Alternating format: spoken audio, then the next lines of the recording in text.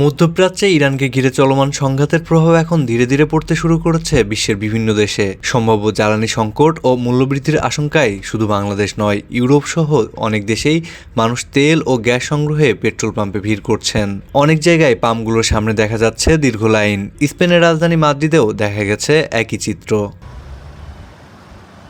শহরের বিভিন্ন পেট্রোল পাম্পের বাইরে গাড়ির দীর্ঘ সারি। সম্ভাব্য মূল্যবৃদ্ধির আগেই অনেকেই গাড়ির ট্যাঙ্কি ভরে নিতে চাচ্ছেন। কেউ কেউ আবার অতিরিক্ত জ্বালানি মজুদের কথাও ভাবছেন।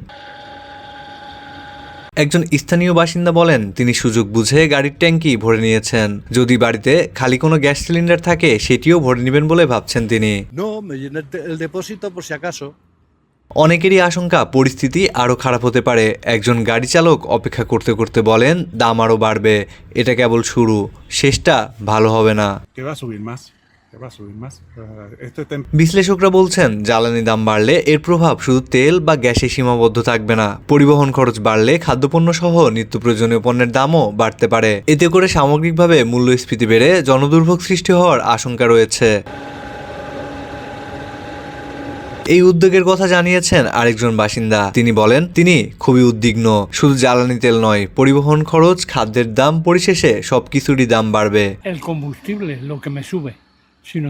মধ্যপ্রাচ্যে উত্তেজনা বেড়েছে ইরানে যুক্তরাষ্ট্র ও ইসরায়েলের হামলার পর। শনিবার সকালে হামলা চালানোর মাধ্যমে ইরানের সর্বোচ্চ নেতা আয়াতুল্লাহ আলী খামেনির মৃত্যুর বিষয়টি নিশ্চিত করা হয়েছিল। এরপর থেকেই মধ্যপ্রাচ্যে উত্তেজনা যেন ভয়াবহ রূপ নেয়।